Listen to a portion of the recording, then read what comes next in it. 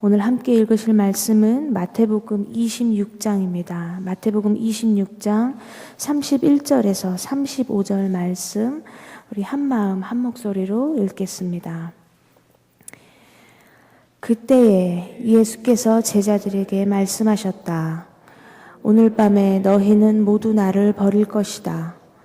성경에 기록하기를 내가 목자를 칠 것이니 양떼가 흩어질 것이다 하였다. 그러나 내가 살아난 뒤에 너희보다 먼저 갈릴리로 갈 것이다. 베드로가 예수께 말하였다. 비록 모든 사람이 다 주님을 버릴지라도 나는 절대로 버리지 않겠습니다. 예수께서 그에게 말씀하셨다. 내가 진정으로 내게 말한다. 오늘 밤에 닭이 울기 전에 너희가 3번 나를 모른다고 할 것이다. 베드로가 예수께 말하였다. 주님과 함께 죽는 한이 있을지라도 절대로 주님을 모른다고 하지 않겠습니다. 그리고 다른 제자들도 모두 그렇게 말하였다. 아멘. 오늘도 하나님께서 주실 은혜 사모하며 잠시 묵상하시겠습니다.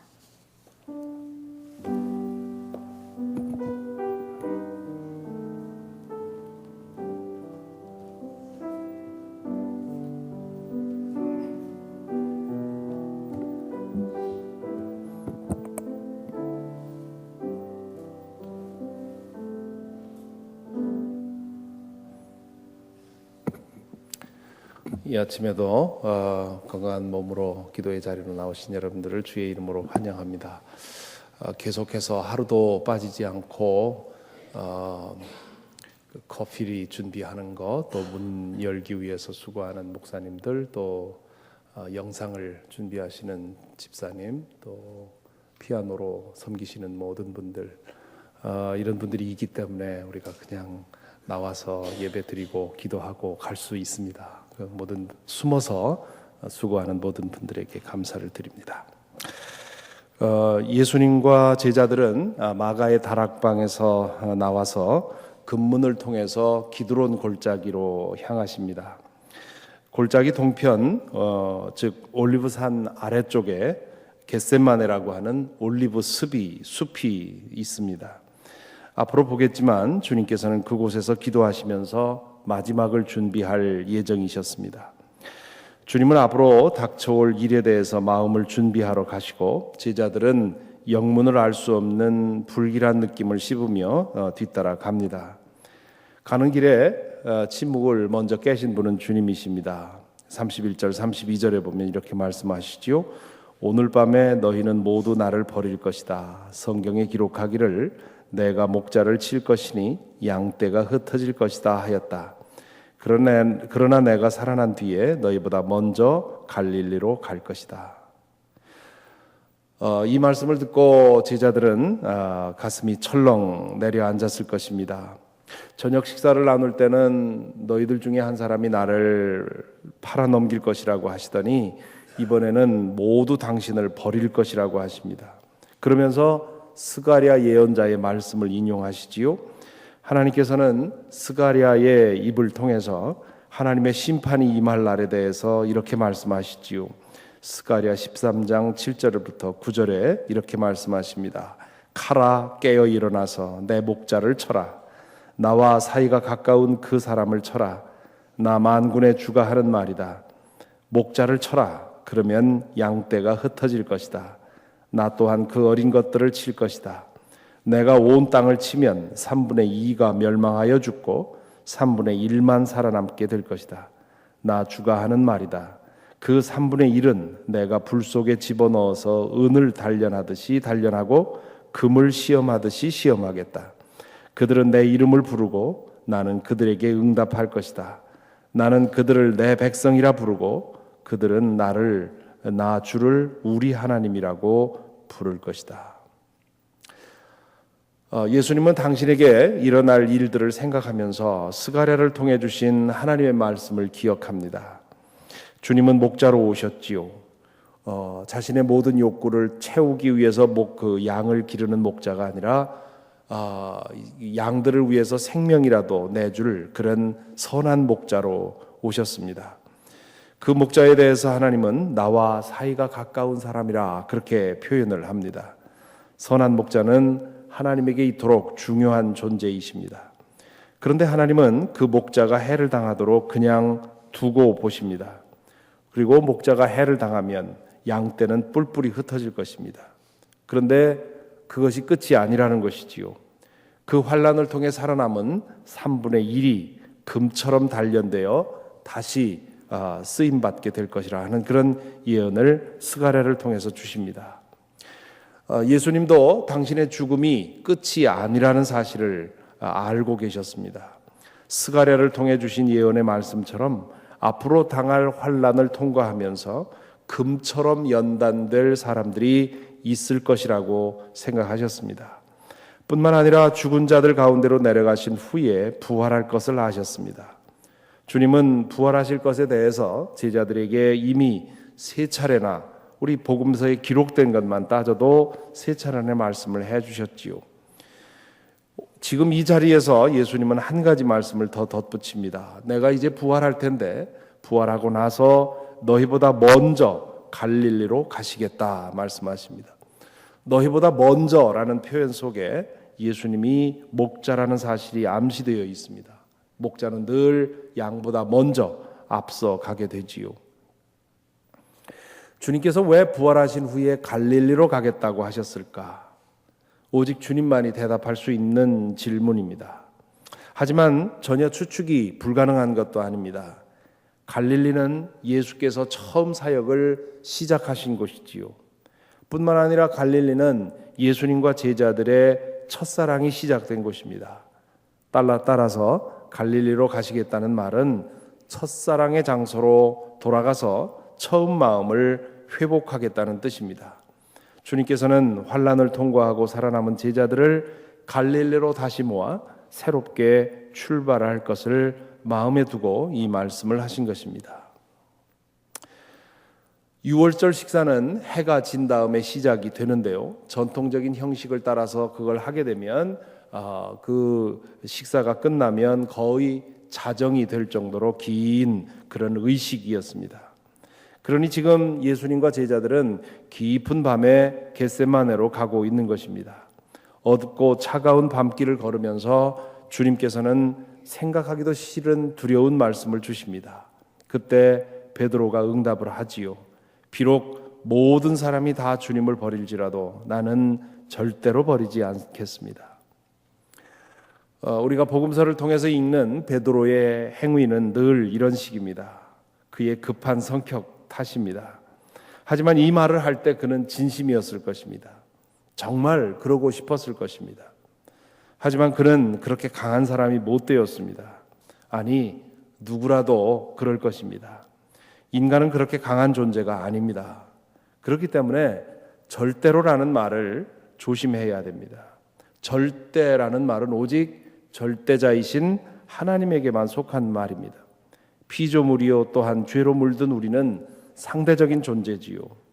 절대로 우리 자신을 신뢰할 수 없는 존재입니다. 그런데도 우리는 그 사실을 자주 잊고 절대라는 말을 사용하기도 하고 또 맹세하기도 하는 것이지요. 주님께서는 베드로를 돌아다 보시면서 이렇게 말씀하십니다. 34절에 내가 진정으로 내게 말한다. 오늘 밤에 닭이 울기 전에 네가 3번 나를 모른다고 할 것이다. 이 말씀을 하실 때 주님의 마음이 어땠을까 생각을 해봅니다. 아마도 담담하게 말씀하셨을 것입니다. 그 사실에 대해서 분노할 것도 없고 실망할 것도 없습니다. 주님께서는 인간이 어떤 존재라는 것을 너무도 잘 알고 계셨습니다. 주님의 그 죽음의 위협 앞에서 모두 뿔뿔이 흩어질 것이라는 사실은 너무도 인간다운 일이기에 이상히 여길 것도 아니고 실망할 일도 아닙니다. 누가복음에 보면 이렇게 말씀하신 다음에 베드로에게 내가 너를 위해서 기도해 주겠다 그렇게 말씀을 덧붙이십니다. 주님은 한계적이고 나약한 인간성을 탓하신 것이 아니라 안타까이 여기시고 또한 돕기를 원하십니다. 베드로는 이 말씀에 적잖이 자존심이 상했을 것입니다. 주님이 자신을 무시한다 해도 너무 무시한다고 생각했겠지요. 물론 한편으로는 또 뜨끔하기도 했을 것입니다. 자신의 연약함과 비겁함을 알고 있었기 때문입니다. 하지만 이미 뱉은 말을 주워 담을 수도 없었고 주님의 말씀에 슬그머니 꼬리를 내릴 수도 없었습니다. 그래서 더욱 강력하게 자신의 의지를 밝히지요. 주님과 함께 죽는 한이 있어도 절대로 주님을 모른다고 하지 않겠습니다. 그러자 다른 제자들도 덩달아 같은 말로 맹세를 합니다. 강한 긍정은 강한 부정이라고 하지요. 베드로는 자신이 동원할 수 있는 최고의 표현으로서 자신의 의지를 표현하지만 그의 말은 텅 비어 있었습니다. 그것은 예수님의 예언이 현실로 이루어질지 모른다는 불안감을 억제하고 외면하려는 그런 몸부림이었다고 할 수 있습니다. 앞으로 보겠지만 그는 다른 제자들이 모두 달아난 자리에서 끝까지 주님과 함께 가려고 가야바 법정까지 갔지만 그러나 그곳에서 비참하게 무너지지요. 조금 전 저녁 식사를 나누는 자리에서 예수님은 한 제자가 당신을 배반할 것이라고 하셨고 지금 겟세마네로 가는 그 길 위에서는 베드로가 부인할 것을 예고하셨습니다.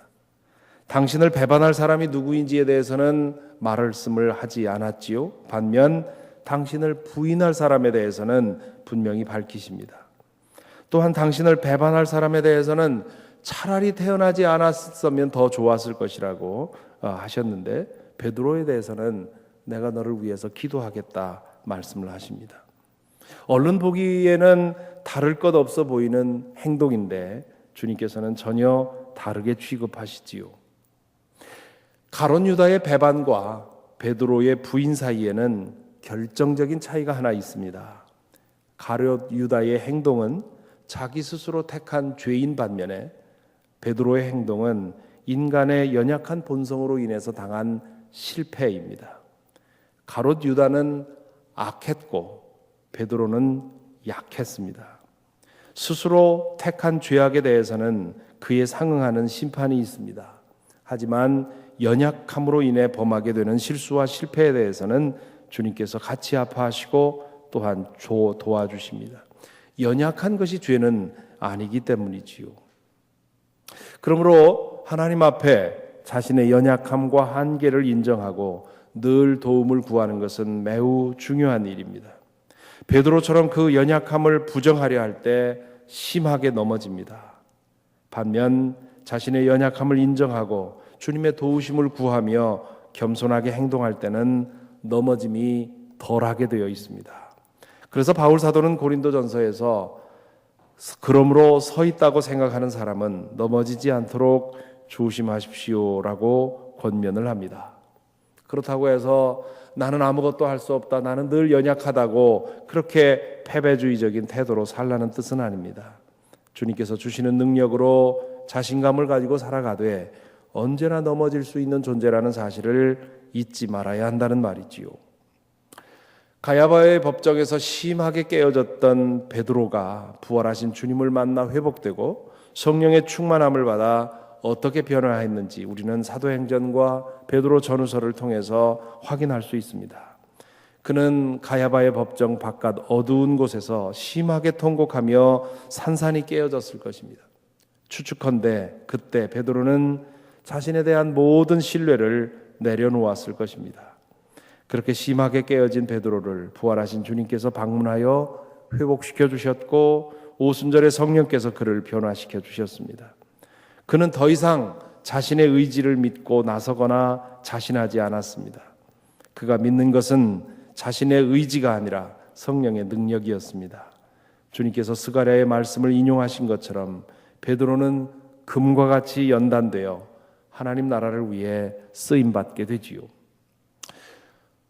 그렇다면 우리는 어떻습니까? 우리는 우리 자신에 대해서 얼마만큼 신뢰하고 얼마만큼 자신하고 삽니까?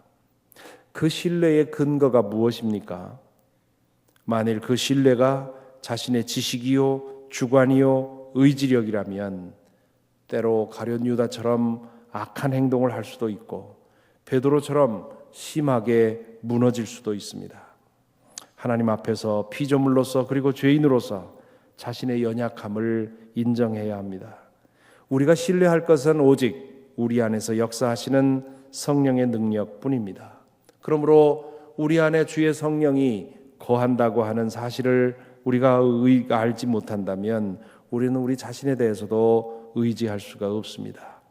매일 자아를 부정하고 성령의 능력을 힘입고 그분의 인도를 따라갈 때 우리의 걸음은 미끄러지지 않을 것입니다.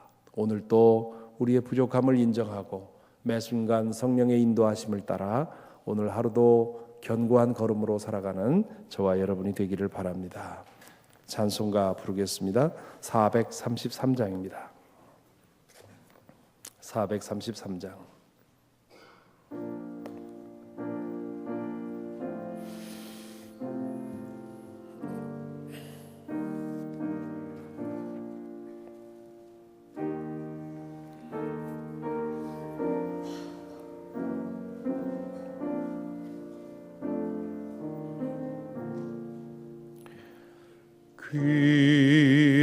귀하신 주여 날 붙드사 주께로 날마다 더 가까이 저 하늘 나라 나 올라가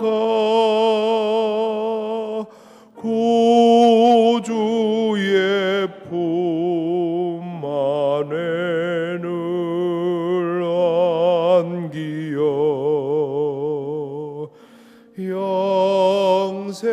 영생의 복 받기 원합니다.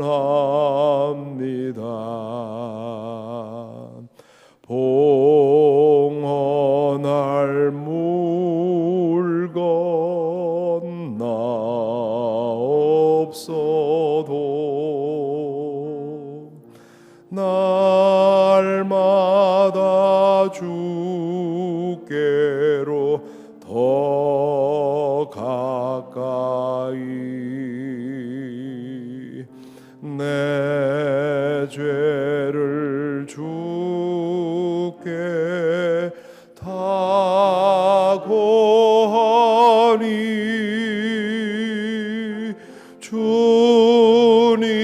주님의 보혈로 날 씻으사 눈보다 더 희게 하옵소서.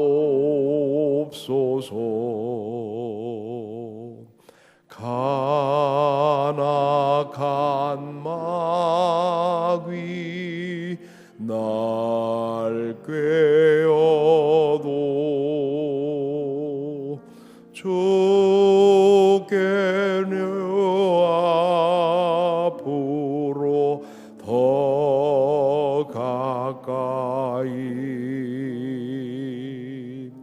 이 세상 속한 그 허영심 또 추한 생각을 다 버리니 정결한 마음 내게 늘 주소서. 이 세상 내가 살 동안에 주께로 날마다 더 가까이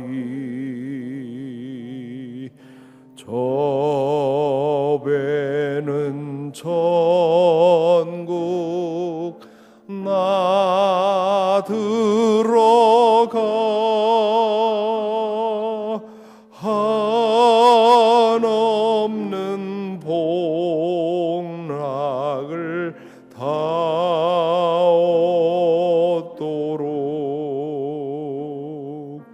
풍성하는 예를 주옵소서.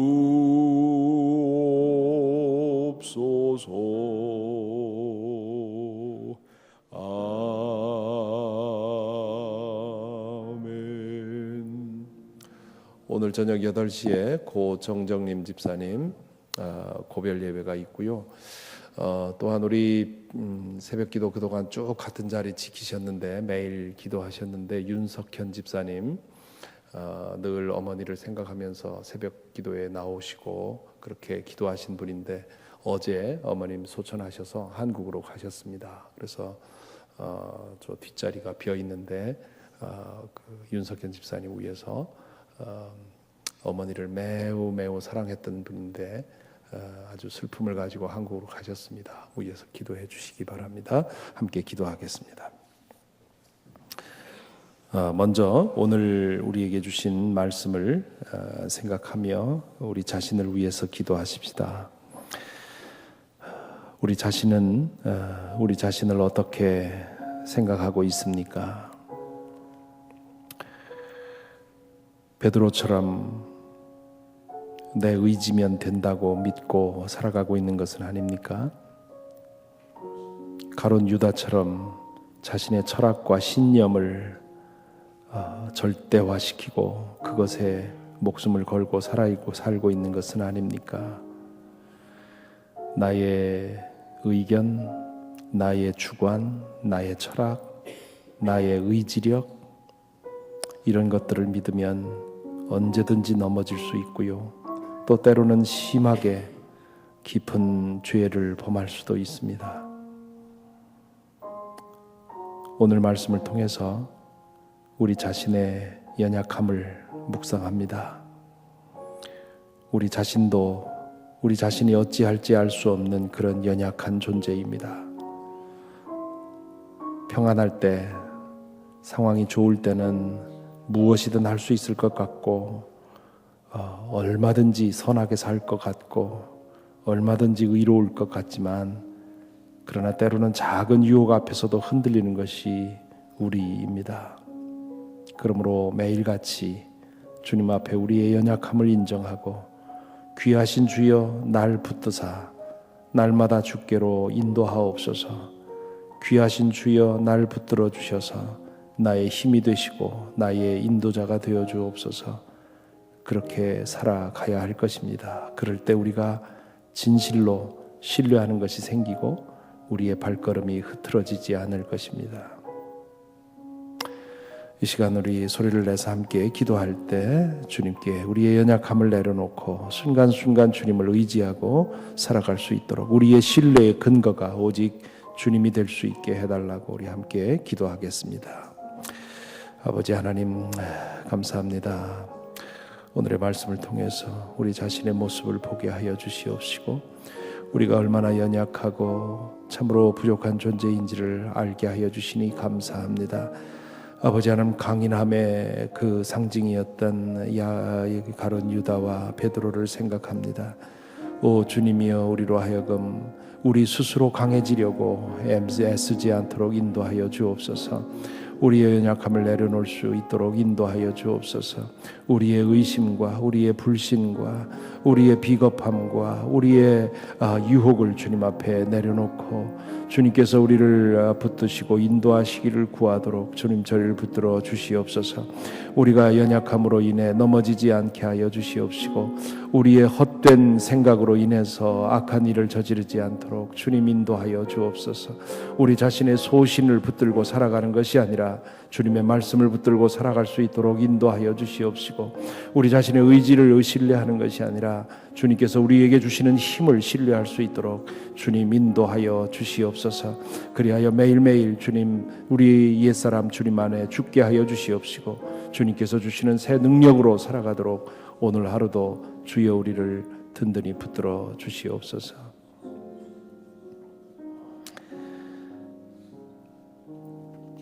오늘 우리의 공동의 기도 제목은 선교지와 선교사님들을 위해서입니다. 멕시코 김승석 선교사, 김종희 선교사 부부 위해서 기도해 주시기를 바랍니다. 이제 멕시코 선교관이 증축이 되는데 이 모든 과정 이제 마무리 작업하고 있습니다. 위에서 기도해 주시고요. 남아공에 가 있는 장용석 권사님, 강준희 권사님 기억해 주시고, 탄자니아의 박윤석 선교사님, 니카라구아의 전구 선교사님 기억해 주시고요. 또한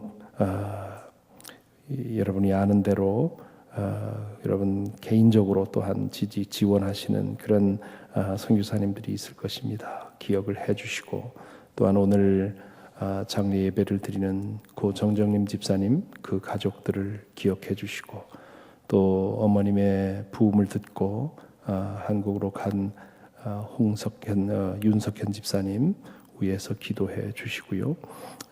그렇게 우리 함께 아픔을 당한 이들을 기억하며 기도하십시다. 함께 기도하겠습니다. 아버지 하나님, 오늘 이 아침에 저희들 모여 다시 한번 주님 앞에 기도합니다. 아버지의 그 나라의 복음을 들고 주님 어렵고 힘든 곳에 나아가 주의 복음을 위해 수고하는 이들을 기억하기를 원합니다. 나다니엘 센터의 김승석 선교사, 김종희 선교사를 기억합니다. 남아공의 장용석 권사, 또한 강준희 권사를 기억합니다. 탄자니아의 박윤석 선교사를 기억합니다. 니카라구아의 전교 선교사를 기억합니다. 아버지 하나님, 이들을 붙들어 주시고 인도하여 주옵소서. 오 주님, 저들이 행하고 말하는 것을 통해서 주의 사랑을 전해 주시옵시고, 또한 저들에게 새 힘을 주셔서 매일같이 주의 뜻을 위해, 주의 나라를 위해 헌신할 수 있는 믿음과 능력을 허락하여 주옵소서.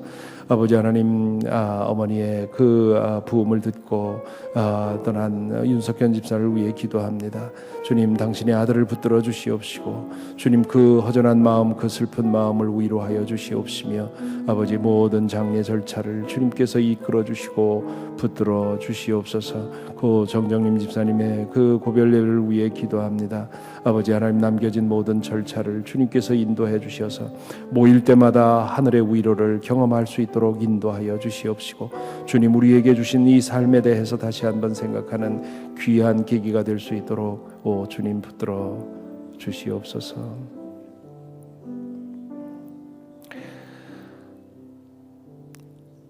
아버지, 저희의 연약함을 주님 앞에 인정합니다. 저희의 믿음 없음을 주님 앞에 고백합니다. 저희의 깨어지기 쉬운 우리의 믿음을 주님 앞에 고백합니다. 우리의 연약한 의지를 주님 앞에 내려놓습니다.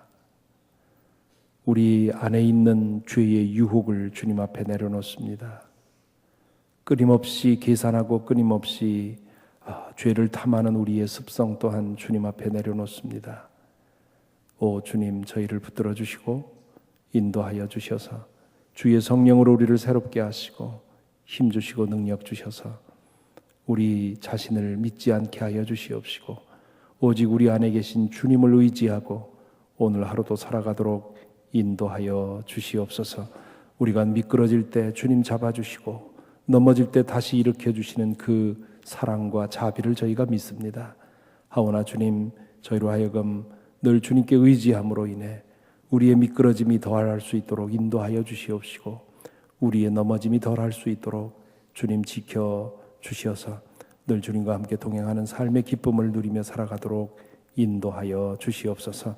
오늘 또 주님과의 동행을 힘쓰며 주님과 함께하는 그 증거를 경험하며 그 기쁨을 누리며 살아갈 수 있도록 인도하여 주시옵기를 간절히 원하옵고 예수 그리스도의 이름으로 기도하옵나이다. 아멘.